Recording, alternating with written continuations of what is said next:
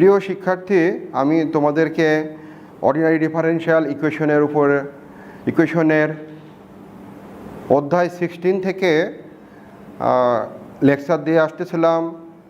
আজকে আমি পঞ্চম লেকচারে উপনীত হয়েছি এবং প্রথম লেকচার, দ্বিতীয় লেকচার, তৃতীয় লেকচার, প্রত্যেক লেকচারের মধ্যেই আমি তোমাদেরকে এই চ্যাপ্টারের গুরুত্ব কতখানি তা আমি তোমাদেরকে বুঝিয়েছিলাম।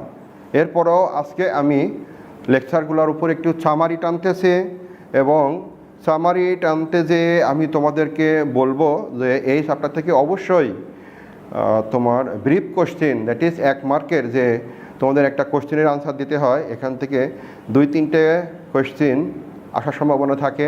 2017 সালে এখান থেকে 3টে কোশ্চেন এসেছিল এই ছোট প্রশ্ন, এবং 2018 সালে এসেছিল। প্রত্যেক বছরেই থাকে। তোমাদেরকে এই চ্যাপ্টারের উপরে অবশ্যই ছোট প্রশ্নের যে কতগুলো আমি যে প্রশ্নগুলো দিয়েছি এই প্রশ্নগুলোই তোমরা শিখবে, তাহলে পরে আশা করি তোমরা কমন পাবে। এখানে তোমরা, এটা হলো আমাদের series solution of second order linear differential equation, Legendre অন্তরক সমীকরণ, লেজেন্ডার্স ডিফারেনশিয়াল ইকুয়েশন, বেসেলস অন্তরক সমীকরণ, বেসেলস ডিফারেনশিয়াল ইকুয়েশন, লেগুয়ার অন্তরক সমীকরণ, that is Laguerre's differential equation, Hermite অন্তরক সমীকরণ বা হারমাইটস ডিফারেনশিয়াল ইকুয়েশন, এগুলো তোমরা শিখবে। আর আরেকটি কথা, সেটা হলো খুবই ইম্পর্টেন্ট, এই যে তোমার সাধারণ বিন্দু, that is ordinary point of second order linear differential equation. Ordinary point কাকে বলে এবং অর্ডিনারি পয়েন্ট আমরা কিভাবে টেস্ট করি সেটা, that is P of x is not equal to 0 হলে পারেই এটা অর্ডিনারি পয়েন্ট হয়। সেটা তোমরা মাথায় রাখবে, কারণ এটাও একটা অত্যন্ত ইম্পর্টেন্ট। এই একটি ছোট্ট প্রশ্নে শুধু যদি P of x is not equal to 0, যদি এক্স ইজ ইকুয়াল টু এ এর জন্য P of x is not equal to 0 হয়, তখন তো এটা সাধারণ বিন্দু বলা হয়। এবং ইজ ইকুয়াল টু 0 হলে পারে সেটা ব্যতিক্রমধর্মী বিন্দু, দ্যাট ইজ ব্যতিক্রমধর্মী বিন্দু কাকে বলে এবং তোমার সাধারণ বিন্দু কাকে বলে। এই দুইটি অত্যন্ত গুরুত্বপূর্ণ প্রশ্ন। এই দুইটি প্রশ্ন আসার সম্ভাবনা থাকে সব থেকে বেশি। আর ব্যতিক্রমধর্মী বিন্দু আবার দুই প্রকার, একটা সিঙ্গুলার পয়েন্ট, দ্যাট ইজ নিয়মিত ব্যতিক্রমধর্মী বিন্দু, আর ইরেগুলার সিঙ্গুলার পয়েন্ট বা অনিয়মিত ব্যতিক্রমধর্মী বিন্দু। নিয়মিত ব্যতিক্রমধর্মী বিন্দু কিভাবে টেস্ট করতে হয় এবং অনিয়মিত ব্যতিক্রমধর্মী কিভাবে টেস্ট করতে হয় সেটাও আমি তোমাদেরকে শিখিয়েছিলাম, এবং তোমরা দেখো প্রথম লেকচারের মধ্যেই এগুলো পাবে। এরপরে আমি আসি তোমাদেরকে, তোমাদের মনে প্রশ্ন জাগতে পারে যে আমি কিভাবে বুঝবো যে এটা ফ্রবিনিয়াস মেথডে করতে হবে। এখানে দেখো, ফ্রবিনিয়াস মেথডে করতে হবে কখনো উল্লেখ থাকে না বা কখনো থাকে, কিন্তু তুমি এখন তোমার মনে প্রশ্ন জাগতে পারে যে আমি ফ্রবিনিয়াস 1 কোনটা, ফ্রবিনিয়াস 2 কোনটা, ফ্রবিনিয়াস 3 কোনটা বা ফ্রবিনিয়াস 4 কোনটা। কখন আমি ফ্রবিনিয়াস 4 মেথড ইউজ করব, কখন আমি ফ্রবিনিয়াস 3 মেথড ইউজ করব, কখন আমি ফ্রবিনিয়াস 2 মেথড ইউজ করব বা কখন আমি ফ্রবিনিয়াস 1 মেথডটা ইউজ করব। দেখো, আমি প্রত্যেকটা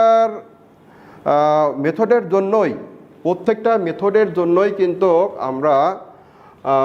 আমি একটা সমাধান ধরেছিলাম, সেটা হলো যে y is equal two summation cm x to the power r plus m, যেখানে c0 is not equal to 0। প্রত্যেকটা ফ্রবিনিয়াস 1, ফ্রবিনিয়াস 2, ফ্রবিনিয়াস 3 প্রত্যেকটা ক্ষেত্রেই কিন্তু আমি এটা তোমার ধরতে হবে, এবং এটা একটা সলিউশন বা এটা একটা সমাধান, এটা ধরতে হবে, আমি তোমাদেরকে বলেছিলাম। এবং এর পরের কাজটা কি? এর পরের কাজটা, এটাকে প্রত্যেকটা ফ্রবিনিয়াস 1, ফ্রবিনিয়াস 2, ফ্রবিনিয়াস 3 প্রত্যেকটা ক্ষেত্রেই আমরা কি করতেছিলাম, y ড্যাশ কত এবং y ডবল ড্যাশ কত, এটা আমাদের সেকেন্ড স্টেপ। ওয়াই ড্যাশ কত, ওয়াই ডাবল ড্যাশ কত, এটা আমাদের সেকেন্ড স্টেপ।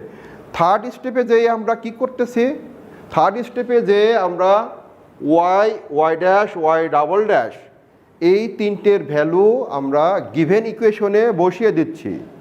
দ্যাট ইজ যে ইকুয়েশনটা আমাদেরকে সমাধান করতে বলতেছে, এই ইকুয়েশনে বসিয়ে দেওয়ার পরে আমাদের কাজটা কি, প্রত্যেক আমি কিন্তু এখন যে কথাগুলো বলতেছি এটা ফ্রবিনিয়াস 1, ফ্রবিনিয়াস 2, ফ্রবিনিয়াস 3, ফ্রবিনিয়াস 4 প্রত্যেকটা ক্ষেত্রে এই কাজগুলো করতে হবে।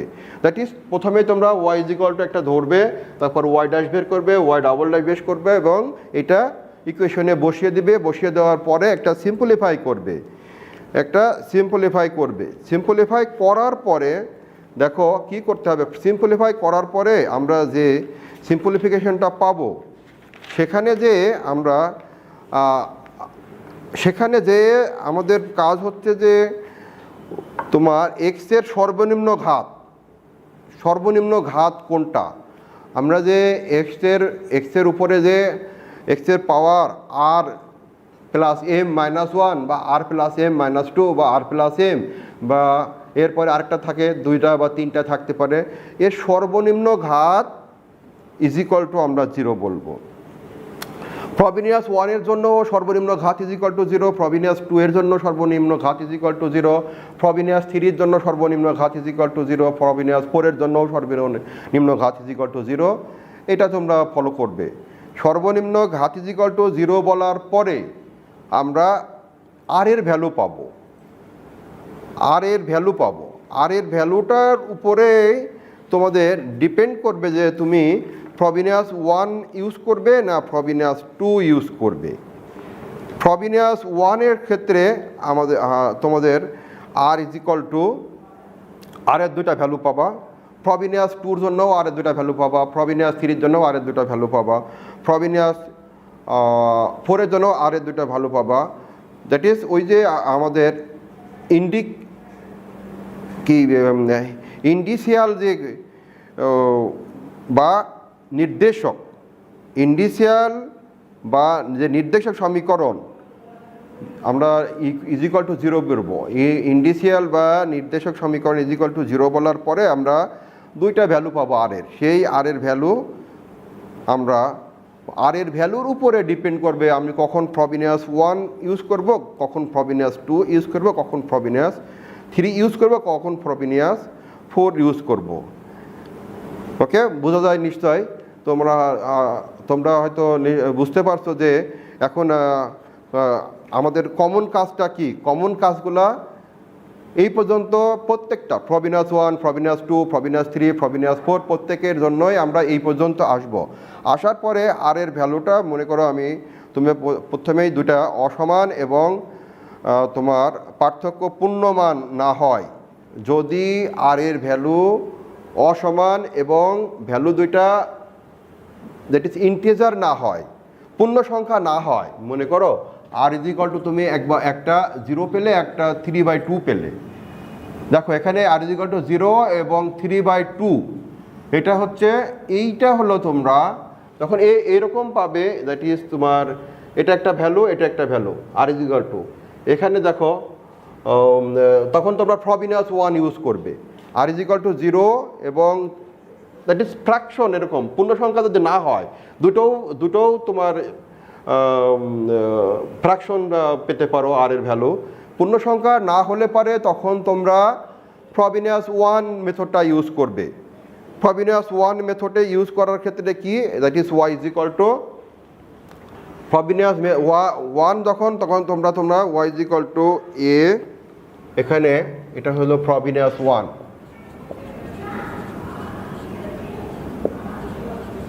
Frobenius 1, that is y is equal to a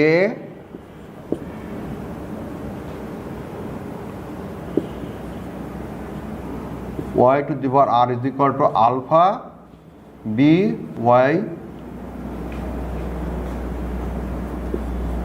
y of r is equal to beta, y of r is equal to beta, Frobenius 1। তোমরা এই দুইটা ভ্যালু যেখানে এ এবং বি কিন্তু তোমাদের ইচ্ছামূলক ধ্রুবক constant, r is equal to alpha, r is equal to beta, Frobenius 1 ফ্রবিনিয়াস এরপরে আসো তোমাদের ফ্রবিনিয়াস 2তে আমি এখানে আমি ফ্রবিনিয়াস 1-এ আমি তোমাদের উদাহরণ থেকে দ্যাট ইজ এক্সাম্পল উদাহরণ 1 করেছিলাম। সেখানে তোমরা ফ্রবিনিয়াস 1-এর দেখবা যে ওখানে ফ্র্যাকশন এসেছিল। ফ্রবিনিয়াস 1 দ্যাট ইজ 16A ফ্রবিনিয়াস 1 এবং এখানে ইম্পর্টেন্ট আছে তোমার 1 এবং উদাহরণ 10 এই দুটো অনেক ইম্পর্টেন্ট, তোমরা এই দুটাই দেখো, এটা অনেক এর পরের ফ্রবিনিয়াস 2 ফ্রবিনিয়াস 2-র ক্ষেত্রে আমাদের এ পর্যন্ত যে কাজগুলো তোমরা করলে ওই কাজগুলো করতে হবে। ফ্রবিনিয়াস 2-র ক্ষেত্রে আর এর ভ্যালুটা কেমন আসবে? ফ্রবিনিয়াস 2-র ক্ষেত্রে R is equal to alpha alpha that is repeated root আসবে 2 2 3 3 4 4 এরকম এই ধরনের তোমার রুটগুলো আসবে, তখন তোমরা ফ্রবিনিয়াস 2 ব্যবহার করবে। তাহলে বোঝা যাচ্ছে যে ফ্রবিনিয়াস 1-এর জন্য ফ্র্যাকশন থাকবে আর ফ্রবিনিয়াস 2-এর জন্য আলফা আলফা দ্যাট ইজ বেটা বেটা, বা এখানে আলফা বলতে আমি বোঝাতে চাচ্ছি যে 2 2 3 3 4 4 বা 5 5 এরকম জাতীয় এবং এই জাতীয় তোমার ভ্যালুগুলো আসবে এবং সেটা হলো পূর্ণ সংখ্যা আসবে। তখন তোমরা ঠিক y = a y = a আগের মতন এরকম যেরকম আছে y = a y r = alpha আর এখানে b del y by del r r = alpha del y by del r r = alpha. এটা তোমরা ফ্রবিনিয়াস 2-র ক্ষেত্রে। তাহলে বোঝা গেল যে ফ্রবিনিয়াস 1-এ আর এর ভ্যালুটা ফ্র্যাকশন থাকবে, ফ্রবিনিয়াস 2-তে আর এর ভ্যালুটা রিপিটেড রুট থাকবে, রুটটা আর এর ভ্যালুটা রিপিটেড হবে। এখানে আমি ফ্রবিনিয়াস 2-তে দ্যাট ইজ 16B-তে আমি তোমাদেরকে একটি অঙ্ক করেছিলাম, সেটা হলো এক্সাম্পল 5 2004 2013 2016 এসেছে। তোমরা দেখবে এবার হচ্ছে ফ্রবিনিয়াস 3 কখন ইউজ করবে, ফ্রবিনিয়াস 3টা কখন তোমরা বুঝবে। এখন ফ্রবিনিয়াস যখন মূলদয়ের পার্থক্য একটি পূর্ণ সংখ্যা যার মধ্যে একটির সীমাস্ত মানের জন্য y এর কিছু সংখ্যক সহগ অসীম হয়, r = আলফা এবং বেটা আলফা গ্রেটার দ্যান বেটা, r = আলফা এবং আলফা গ্রেটার দ্যান বেটা এবং মূলদয়ের পার্থক্য একটি পূর্ণ সংখ্যা দ্যাট ইজ এখানে ছিল ফ্র্যাকশন, এখানে ছিল রিপিটেড রুট আর এখানে হবে তোমার মূলদয়ের এখানে তোমার r = alpha beta alpha greater than beta alpha greater than beta alpha beta alpha greater than beta. আর এখানে কিন্তু দেখো আলফা আলফা দ্যাট ইজ দুটো একই ভ্যালু ছিল, এখানে ফ্র্যাকশন ছিল। এটা হলো ফ্রবিনিয়াস, এটা হচ্ছে ফ্রবিনিয়াস 1, এটা হচ্ছে ফ্রবিনিয়াস 2, এটা হচ্ছে ফ্রবিনিয়াস 3। তো ফ্রবিনিয়াস 1 কখন হবে, ফ্রবিনিয়াস 2 কখন হবে, ফ্রবিনিয়াস 3 কখন হবে তোমরা নিশ্চয়ই বুঝতে পারছো। এরপরে আসো ফ্রবিনিয়াস 2 থেকে ফ্রবিনিয়াস 3 থেকে আমি তোমাদের অঙ্ক করিয়েছিলাম, এটা হচ্ছে উদাহরণ 3। হ্যাঁ, আরেকটি কথা আমি তোমাদের বলে রাখি যে সব ক্ষেত্রেই সাধারণত বলা থাকে যে ধারায় সমাধান করো, সমীকরণটি ধারার মাধ্যমে সমাধান করো, বা find a series solution of the equation, এ ধরনের কথা ভাবে বলা থাকে প্রত্যেকটা ক্ষেত্রে। ফ্রবিনিয়াস 1, ফ্রবিনিয়াস 2, ফ্রবিনিয়াস 3, ফ্রবিনিয়াস 4 প্রত্যেকটা ক্ষেত্রেই বলা থাকে যে সমীকরণটি ধারার সমাধান করো অথবা ধারার মাধ্যমে সমাধান করো, অথবা ইংরেজিতে থাকতে পারে find a series solution of the equation. এবং আমি এখানে ফ্রবিনিয়াস 3 থেকে 3 নম্বর কোয়েশ্চেনটা করিয়েছিলাম। আর এখন ফ্রবিনিয়াস 4-এ তোমরা আসো, এখানে আমি তোমাদেরকে একটি কোয়েশ্চেন দিচ্ছি, এই কোয়েশ্চেনটা তোমরা করবে, দ্যাট ইজ এই কোশ্চেনটা তোমরা করবে, অনেক ইম্পর্টেন্ট, বইতে করা আছে, তোমরা বুঝতে পারবে। আমি অনেক ডিটেলস এবং অনেক বেশ কতগুলো অঙ্ক এখানে ফ্রবিনিয়াস থেকে করালাম। এতগুলো অঙ্ক আমি যদি ক্লাসে করলে হয়তো তোমাদেরকে করাতাম না। দেখো, right down the Legendre differential equation. তোমাদেরকে আমি কাজ দিচ্ছি, যেটা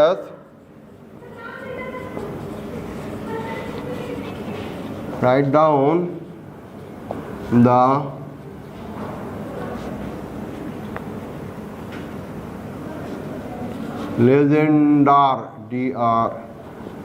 Legendars differential equation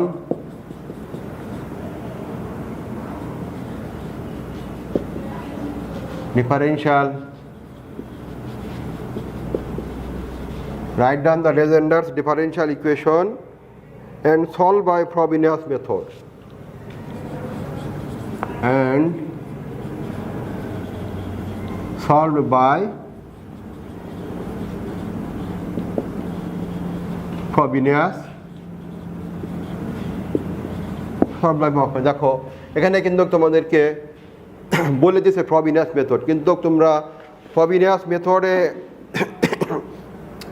এখন ফ্রবিনিয়াস 1 ইউজ করবা না ফ্রবিনিয়াস 2 ইউজ করবা, ফ্রবিনিয়াস 4 ইউজ করবা, 3 ইউজ করবা, সেটা তোমাদেরকে সিদ্ধান্ত নিতে হবে। তবে এটা তো ফ্রবিনিয়াস 4 থেকেই আমি কোয়েশ্চেনটা দিয়েছি, তার মানে তোমরা বুঝতে পারছো যে এটা ফ্রবিনিয়াস 4 এর সলিউশন। কিন্তু তখন তো আর তোমাদের যখন কোয়েশ্চেনে যখন পরীক্ষা হলে তোমরা থাকবা, তখন তো বুঝতে পারবা না যেটা কোথা থেকে এসেছে, দ্যাট ইজ ফ্রবিনিয়াস 1 থেকে না ফ্রবিনিয়াস 2 থেকে না ফ্রবিনিয়াস 3 থেকে না ফ্রবিনিয়াস 4 থেকে। অতএব তোমরা ওইভাবেই ঠিক করবা যে আর এর ভ্যালুর উপরে বেসিস করে তোমরা সিদ্ধান্ত নেবা যে ফ্রবিনিয়াস 1 ইউজ করবা না ফ্রবিনিয়াস 2 ইউজ করবা না ফ্রবিনিয়াস 3 ইউজ করবা না ফ্রবিনিয়াস 4 ইউজ করবা। দেখো, এখানে তোমাকে লেজেন্ডার্স ইকুয়েশনটা তোমাকে জানতে হচ্ছে। সেজন্য আমি তোমাদের প্রথমেই লেজেন্ডার্স বা হারমাইট সমীকরণগুলা শিখিয়েছি, এবং এই সমীকরণগুলা থেকে তোমরা এরপরে তোমার হয়তো বেসেলস কোনটা বলে দিতে পারে। Bessel's equation, write down the Bessel's equation and solve by series solution, অথবা ইউজিং ফ্রবিনিয়াস মেথড, এরকম বলতে পারে।